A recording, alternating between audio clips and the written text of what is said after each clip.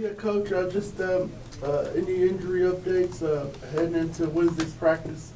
Yeah, I mean, there's a couple guys that, we'll hold today that, still have a chance to play. Drew, will be one of them. This guy, David, and then, Caleb and Nate. AJ will be out there as he's going through protocol. So we'll have to see what that is, but he'll be out there. But, for the most part, we're in pretty good shape. Jeff? Jeff will be out there. And just, with the, going down the stretch here, tight race in the NFC South, Yeah. what are some of the markers, 3 years in of what the NFC South is, the state of the NFC South, and teams are trying to, put it back together throughout the division? Well, I think, 3 years has been a lot different, right? There's been a lot of change, as there naturally is in the NFL. And, a couple years ago, when Sean Payton was still in New Orleans, and obviously Tom Brady was in Tampa, different regime in Carolina. There's just been a lot of change. Every year's been different. The one constant when you look at Tampa, is they've won a lot recently in this division. They've got some really good veteran players. I said the other day with Mike Evans, he's been a dominant player in this league and been very consistent for a long time. And then, it's a good scheme. They haven't changed much defensively, and we got our work cut out for us. But we're excited to be in this kind of game, and we're anticipating another high energy crowd on Sunday, and what should feel like a playoff game. David, it seems like he's kind of been dealing with stuff for weeks now. Is this an accumulation thing for him at this point? I would imagine any NFL player that's taken these number of snaps is dealing with something right now. I just was wondering whether it was something that has been building versus... I don't know if it's been building. I mean, just getting the game, and there's a lot of stuff that goes on in the trenches, and something that came up during the game.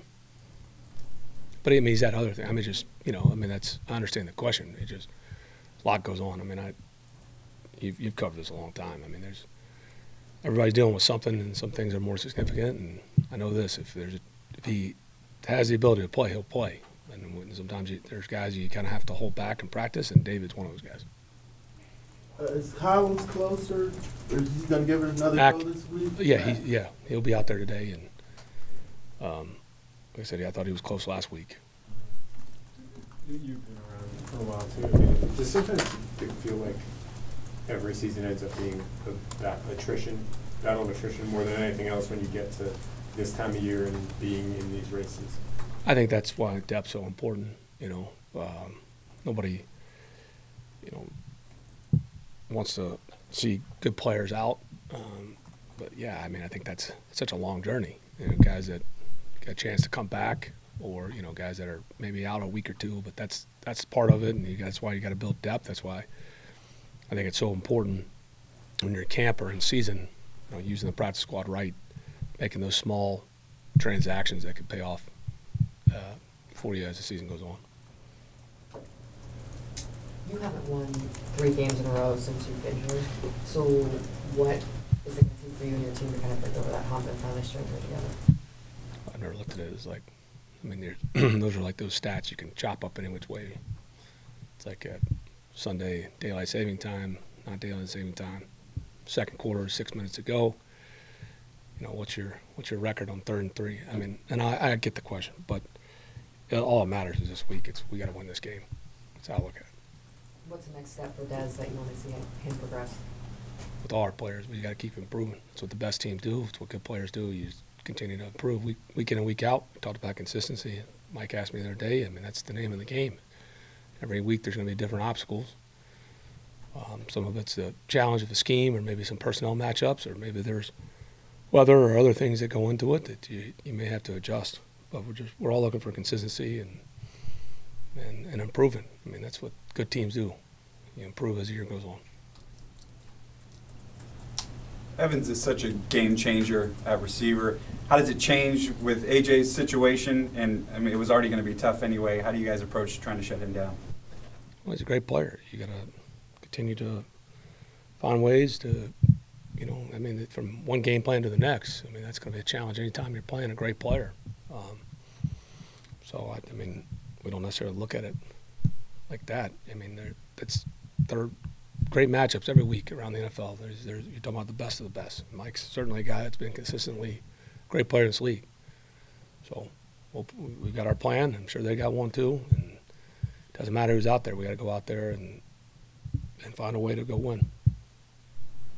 What about that percentage of players that concentrate? You said that Mike Evans was a guy that you watched a lot. Do you see similarities there? Like when you're kind of showing him stuff, or maybe when TJ's showing him stuff, you guys went to that and say, hey, look at how he plays and what he does, and there's things maybe you could take there? Or?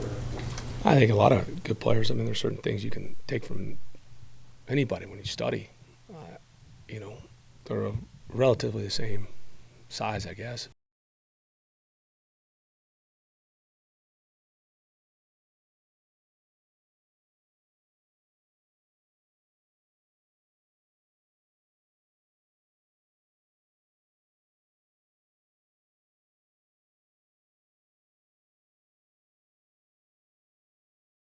That has success, whether it's Jerry Rice or it's Mike Evans or a long line of guys that done it. You're just looking for something what is it that's made them successful for that long of a period of time. And so anytime you can do that and you're looking for the right things, I think it helps.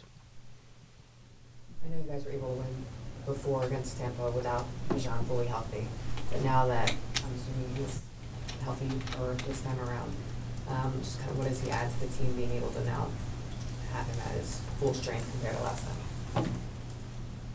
Yeah, it wasn't with the health thing. When you get it, Wasn't vaping either. So. when you get a team for the second time like this, how many wrinkles do you throw in? Are you who you are at this point in the season? No, there's always things you adjust. I mean, that's the name of the game. I mean, it's a chess match every week, and it's things that in the way the season's trending. So, I mean, things that you may be doing well that people, and every week's different. I mean, the last time we thought we, played a little bit different offensively than we had the last couple of weeks. It's like when you self-scout and it's like, hey, you're running the ball early downs since the bye. Well, last 2 weeks we've run the ball 75 times because we felt that was what it took to win the game. And it may not have been the plan going to New Orleans, but usually when you're over 30-plus carries, it's usually you got a lead and different things. And we run at the clip we were against New Orleans. We certainly had other contingency plans, but you mash it up, and then you get in a game that, nasty as it was up in New York, you mash up 75 runs, I'm sure they can find ways to say that's why you've been trending. That doesn't necessarily mean that, how the game's going to go on Sunday. I can promise you that. So there's ebb and flow. Same thing with Tampa. They had a plan. They got short on linebacker. They had to go get a safety to go play, and that's what good coaches do, and they found a way to adjust in the Carolina game. That may not have been their plan, so you can look at that game and say, well, they were playing a lot of this coverage. Well, they also had to put a safety at linebacker because it's just the way the roster size are. So you take everything and what's trending with how they're going to look at you. So that's the fun part about coaching. Like at some point you said the goal is kind of your Week 12 team would beat your Week 2 team, just big picture, Hope so. not your own. Do you feel like y'all are on that track this year? Do you feel? Yeah, absolutely. Yeah, I mean, there's things that I think that have gone on that we've gotten more efficient with and, improved. And sometimes there's small things, I think, being in sync, sometimes that certainly some of your timing issues. And then you have weeks, though, where some bad habits creep back up or somebody takes them away. But, yeah, that for sure.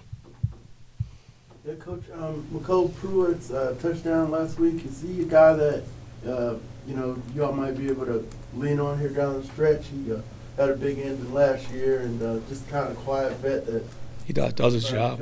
Yeah, And the thing with Pruitt, like a lot of guys on our team, Pruitt was drafted as more of a F tight end. People forget that he caught a lot of footballs coming out of college, and he's a guy that's kind of adapted and found a role. He certainly found a role for us in Tennessee, kind of bounced around from Minnesota to Chicago to Houston. We had an injury in 2018, Delaney Walker, week 1, and Braves liked him. He had been on the practice squad in Houston. That was my first exposure with Mike Cole. The way that year went, he got more opportunities as the year went on. We had lost Jonu. Jonu actually got hurt on that 99-yard run against Derrick Henry. Ironically, it was Calais. So, talking about life comes full circle. And Prue, his role expanded as that year went on. He's a guy that's consistently worked through it and adapted, and he's a damn good blocking tight end, but he's got a great feel in the pass game. So when his number has been called, he took advantage of it. Right? Sometimes you're not the primary on it, the way it went, and obviously the quarterbacks trust him. Speaking of advanced analytics, maybe they took an AI supercomputer to realize it, but somebody told me that when Prue scores a touchdown for us, we win. Maybe you guys can research that. I don't know if that's true or not, but that was told to me by Prue this morning. So I'll get our analytics department to do some deeper research on that. I mean, he caught one in San Fran last year, a couple late in the year. So we'll see if that's a trend, and maybe that should be the red zone focus, right? Curious. Could be. The last 2 weeks you've had a lot of touchdown. And like I was last week, I imagine weather was part of it. But is there a sense of obviously you're excited about that, happy about that, but at the same time there's a sense of continue to want to be more productive in offense because knowing that probably isn't going to, that streak is probably going to last forever. Yeah, I mean, there's always something. At the end of the game, can you win that game? Trust me, everybody wants to pitch a shutout on defense. You want to score as many points as you can, and at the end of the day, you got to find a way to win. You got to find a way to improve, and it's going to change week to week. So, there have been games where we haven't been able to stop the explosive plays, and it's cost us. But we didn't do well situationally. But what poor teams do is then you go out there and you blame the defense, or give up a punt return and you want to blame the special teams, or you don't score enough, or you turn the ball on offense, you want to blame the offense. That's what bad teams do. Good teams do is understand you got to play the game together. And there is a playing in sync, and understand that some games, the way it's going, it's going to be more of a field position, and so how you have to adjust to win that game.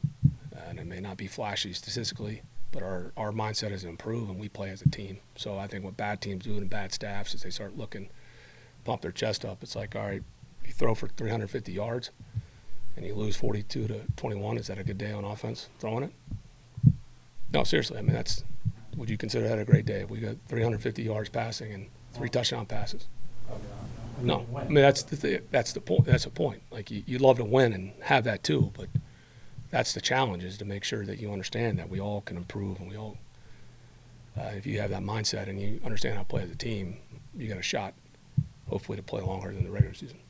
Jesse Bates has been one of those guys on defense, though, that now it's back-to-back games and been a true leader. So just what has he meant to you guys? And I don't know, did you expect him to have a career year for you guys? I mean, why? You hope that's a return on investment, right?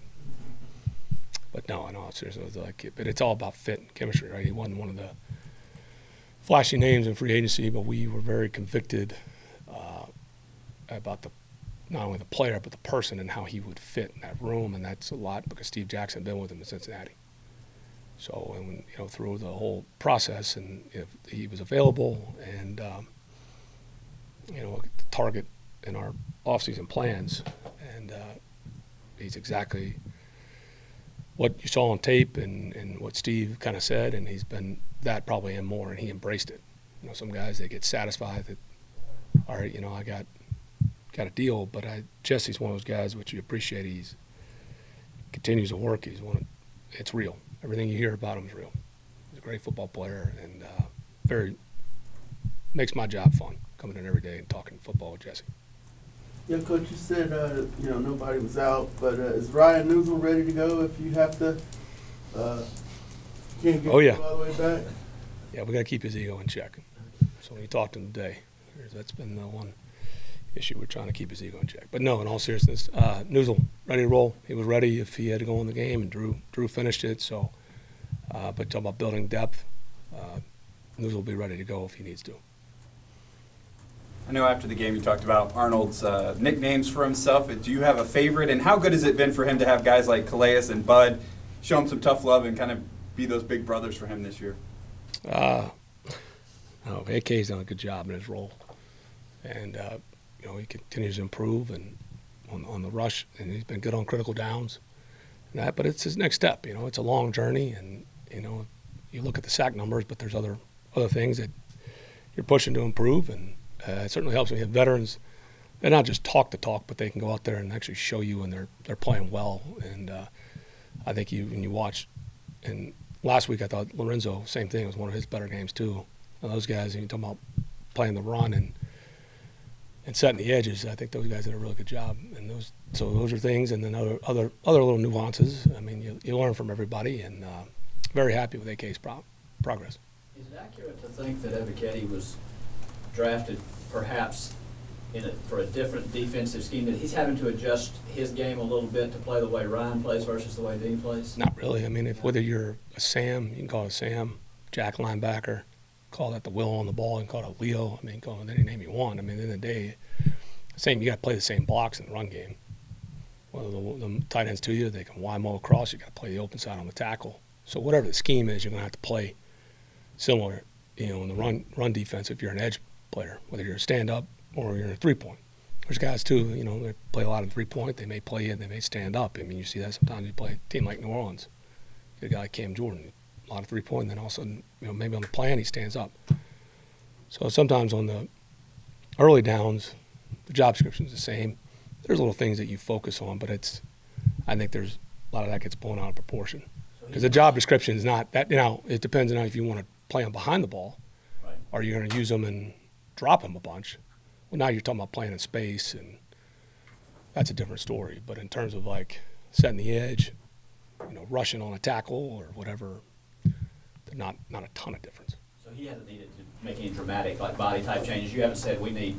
No, we're not going to ask AK to be Whatever. 320 pounds,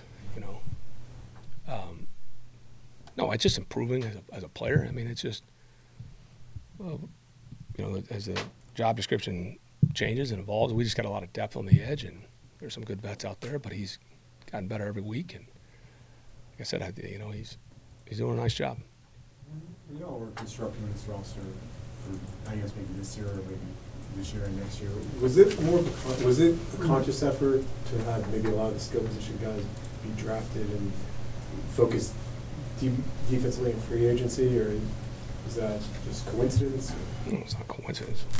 Well, I mean, just how maybe more how it played out, or was that a more of a conscious decision of saying, hey, we want to maybe go more draft offensively, and then It just depends where, like there's been other defensive guys we may have liked in the way it fell when they weren't there, or, hey, we can get this player later and how it fits. And there's 3 offensive linemen that were already here that we've invested heavily. Jake, Chris, Caleb. So, saying where you're allocating money, I mean, that plays into it too. So it just, it'll change. I mean, at some point, you see, the way the cap is and where you're investing, and if you're heavy in one spot, then you're going to have to be younger other places, so just the way it goes. But where we're set up now, we do have some young skill players, but we also have some veteran offensive linemen too. That won't be the case every year. If you hope to build something, you have a long run, they're just going to have to, adjust, as you continue year after year to evolve and where you're allocating the money. Curious with Desmond, obviously the last Tampa game, he had the ball in the inside hand. That was part of the reason for one. I noticed that that's one thing that he's done better. I'm curious that you mentioned, you're talking to Josh, asking Josh's question about improvement. Like, what are some things that maybe escape the general observer's eye that he's doing better, that he's gotten better at? Yeah, it's a lot of little the nuances in protection, and there's a lot on your plate. When you go into any kind of third down, obvious pass situations in the games, within the games, being in sync, a lot of little nuances there in the protections, the operation stuff. But I mean, you brought it up. I mean, that's a huge deal. You're talking about points off the board in a game of a few inches now, because in the same game, did exactly like you were talking about. The first touchdown he had against Tampa, great ball security, across the line of scrimmage. The other one is, and we all saw what happened. But those are little things, like you can't skip steps, and they it's one of those things that I think having kids sometimes makes you a better coach, because it's the same thing. Sometimes think your parents don't know what they're talking about, or you get old or whatever, and then he's like, oh, okay, yeah, that's gets mundane, but those little things do add up, and they do make a big difference. Anything else? That's all I got. Thanks, y'all. All right, thank you. Thanks, guys.